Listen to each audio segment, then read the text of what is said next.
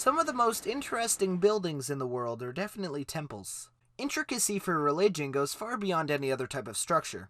Enough so that they are universally admired and definitely worth making a top 10 of. The temples on this list will be ranked off two things: design and surrounding area, so if it is a really bland temple with the most amazing scenery of its country, or vice versa, it gets a boost. The repetition was not my goal here, so I promise only 4 Japanese-related entries? That sounds good. Ruins with very temple-like existences are also included. I figured any other top 10 temples could tell you about the Lotus Temple, or Angkor Wat, Temple of Heaven, Benjamin Beaufort, Sanctuary of Truth, etc. So I try to stray away from the well-known places, so hopefully you haven't heard of these before. One more thing, this is the curvometer, which gauges how slick an entry's roof is. Now let me show you some of the coolest, more so unknown temples and shrines and mosques and ruins from around the world.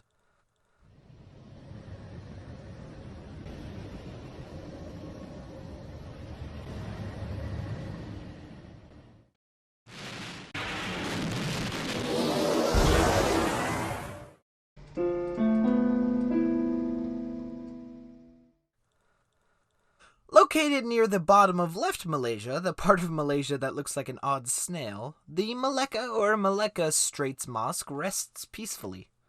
Or does it swim? Due to being built practically on the ocean, the pearl white mosque is so low to the sea that when the tide rises, the mosque looks like an active flotation device. It doesn't have the curviest roof you will ever see, but unlike the other entries from this point on, Malacca does have a stained glass arc, and the building looks like it has gills from the side. I guess that would make sense, it's almost in the ocean. The island the mosque lays upon is actually the man-made Malacca Island, and the mosque itself was ridiculously expensive, costing 10 million Malaysian ringgits, or over 3,600,000 New Zealand dollars. And it shows, as the elaborate beach house in the end looks great.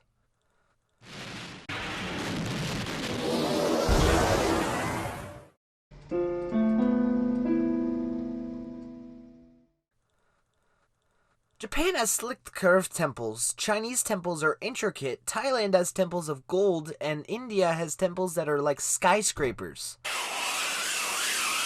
Cambodia's temples are chiseled and carved, for they are made of rock. The Kokher Thom temple is a great example, and it's my personal favorite in all of Cambodia from what I found.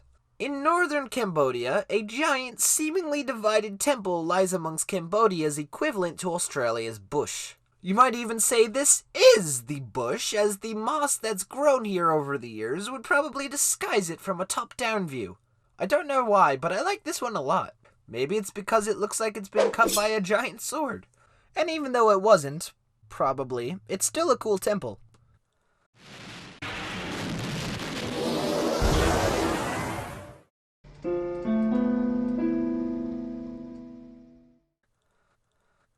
I'm a bit biased towards Japanese temples, so even the first Japanese temple, or Shinto shrine rather, is still going to be great in my eyes. The Hayata Shrine Complex is a special type of shrine for at least the Wakayama prefecture of Japan, as it is one of 3 exclusive shrines known as the Kumano Sanzen. Almost on the border of the Wakayama and Mie prefectures, it's on the Wakayama side, Hayata not only has the funnest name of the 3, but it also links the other 2 by road. The 3 grand shrines combined kind of reminds me of fire, water, and wood, and this one reminds me of fire because of its festively red appearance. And I know you laugh, but I do not jest. This is the reddest temple on this list, and it's definitely a contestant for reddest of all the ones I've seen. So, does red account for how good the shrine is? No, but it's definitely a good fit. Example A.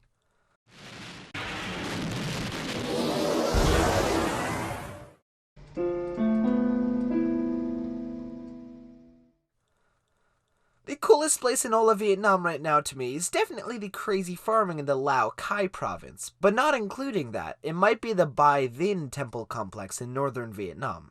One of my favorite features of temple complexes are their pagodas, and this place has the tallest one on the list. But that's not the only reason for its inclusion. The other structure's roofs are slick and smooth like a bobsled track, and the scenery is awesome as well. It faces out towards a body of water and has a cool Vietnamese mountain background. This is also the largest temple on this list and in all of Vietnam, taking up 7 square kilometers. That's relatively large. This is definitely the best place I mention on this list to play fetch with a canine.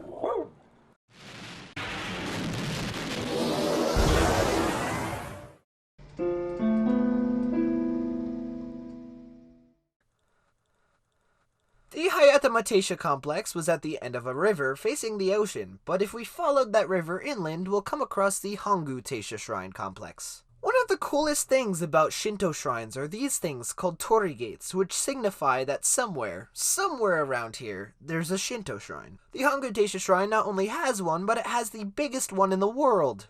40 meters high, this thing dominates like a lone baobab tree amongst ants! It doesn't get any more Shinto than this. The rest of the area looks like a log cabin with a rice field, although that's really oversimplified. The main complex is much more complex than that. The building is intricately designed with the old Japanese architectural style, which is my favorite architectural style. By the way, this is the wood of the three.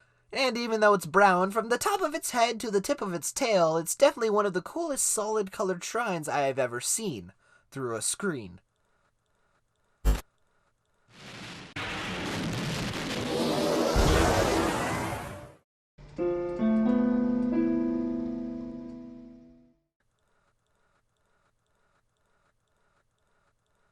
Ponds of koi fish, well-maintained bushes, and a red Japanese-styled Buddhist temple.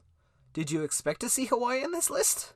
The Hawaiian Byodo Inn Temple on Oahu Island may be a replica of a much older temple with the same name in Japan, and I must say this one is also really cool, but the Hawaiian background got this temple a spot and not the other one. The scorpion pepper red structure with a golf course green Hawaiian background is like a clash of two worlds in the Pacific. And it's a great combination, cherry blossoms to palm trees. I'd like to see Japanese temples in other places you wouldn't expect to see one as well, such as Andorra, Wyoming, the Faroe Islands, the Sahara, on top of other Japanese temples, Bermuda, Antarctica, and the sky. I can't imagine this place being anything less than peaceful.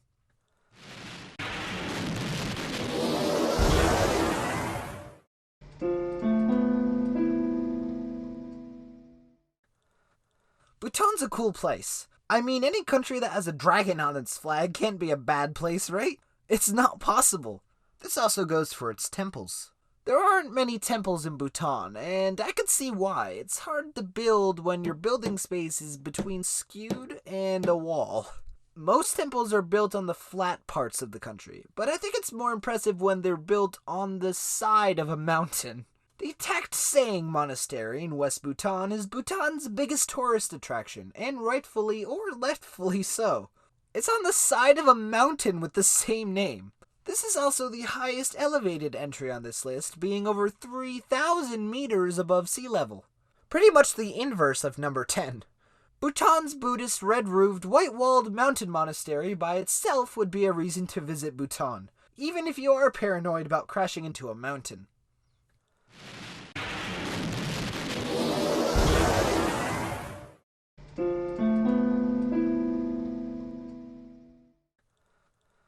Thailand has a green thumb. Sorindhorn Vererum Phu Prao is located so far to the east of Thailand it's almost Laos. Anyway, our new temple located in Thailand has a golden Buddha statue within, with dragons leading inside. There's also some dragons that lead to a tree on the back. And while it looks like an oak tree, it's actually the Bodhi tree, which is a sacred symbol in Buddhism. Moreover, all around the open temple are these hurricane-like swirls resembling either plants or wind, which is a really cool design idea of its own. However, these get really interesting at night.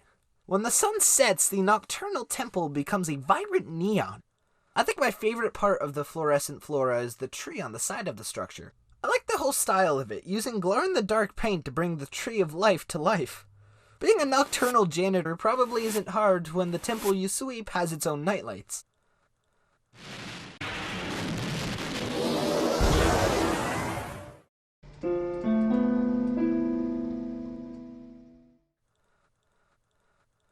While wood and fire are both admirable adversaries, wood can be brought down on its knees by mere termites, and fire can be extinguished as fast as it was made, leaving only water to dominate 71% of the planet. While the Hayatama Taisha and Hangu Taisha shrine complexes are really cool, my favorite of the three has to be the Nachi Taisha shrine complex. All three are beautiful in their own ways, but the 3-story pagoda with the waterfall in the back is truly one of the coolest pieces of architecture I have ever seen. And the rest of the area is also so well designed with the igneous rock black roofs and the beautiful Japanese architectural style. In addition, the moisture in the air from the waterfall in the back makes the area feel a bit more Puerto Rican to me. I suppose that just means it's more rainforest-esque than the rest of Japan. This is also the tallest waterfall in Japan, meaning 2 of the 3 Kumano Sanzin have a world record for the tallest of something. However, there is still one more temple in the world that I think is even cooler than the Kumano Nachi Taisha complex in my opinion, and one of the coolest places I know in its country. A country that has been noticeably absent so far. Welcome to China.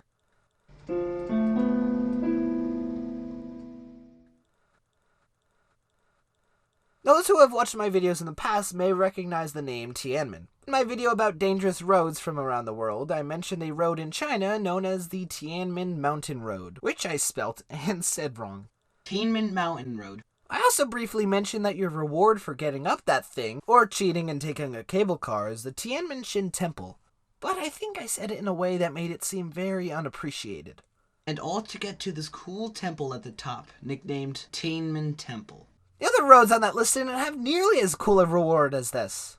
Very, very high up in the mountains of the middle of the east side of China is an impressive and majestic temple overlooking the horizon.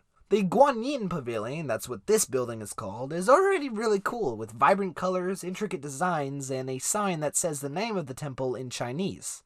But its positioning on top of a mountain won it over.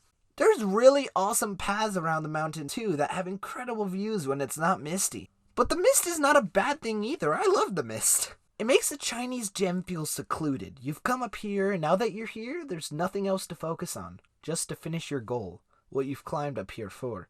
I, myself, came up here for sword fighting. I hope you enjoyed the video. Happy birthday if it is your birthday today, and sayonara.